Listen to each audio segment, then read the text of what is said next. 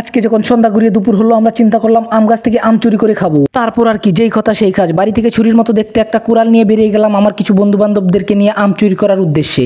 তারপর ভালো মানুষের মুখোশধারী আমার কিছু সংখ্যক চুর বন্ধুদেরকে নিয়ে সোজা চলে আসি আমাদের ঈদগার মাঠে।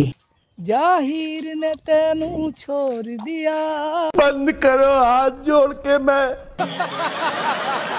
তারপর আমি এভাবে হিরো আলমের মতো গান গাইতে গাইতে সামনের দিকে আগাচ্ছিলাম, তখনই সামনে পড়ে যায় আমার ছেলে সহ আমার দুই চাচতো ভাই। তো এখানে আমার শিক্ষিত ছেলেটা আমাকে দুই আঙ্গুল দিয়ে কি ইশারা করলো আমি আসলে কিছুই বুঝতে পারলাম না। তো ওইখানে আর এক মুহূর্ত দেরি না করে আমরা সোজা জাম গাছে নিয়ে চলে আসি জাম চুরি করার জন্য। তো এইখানে কালো কালো জামের মতো দেখতে ছাগলের লেদাগুলো খেতে সত্যি দারুণ ছিল। তারপর আমরা ওইখান থেকে সোজা চলে যাই আমাদের মাচায়। তো এইখানে আমার এক সহৃদয়বান বন্ধু সবাইকে আম সিলে সিলে দিচ্ছিল আর আমরা সবাই রাক্ষসের মতো খেয়ে যাচ্ছিলাম। হাই হাই, তারপর দেখি আমার চাচতো ভাই তো এই ঈদের নতুন কাটিং দিছি। কাটিংটা আসলে দেখতেই সত্যি দারুণ সাপটির মতো ছিল। তারপর আমাদের ব্লগ শেষে আমি ওদেরকে বললাম আপনাদেরকে বিদায় জানাতে। তারপর ওরা আঙুল দিয়ে কি দেখালো আমি নিজেই বুঝতে পারলাম না। আপনারা যদি বুঝে থাকেন ওদেরকে একটু ধুয়ে দিয়ে যান তো।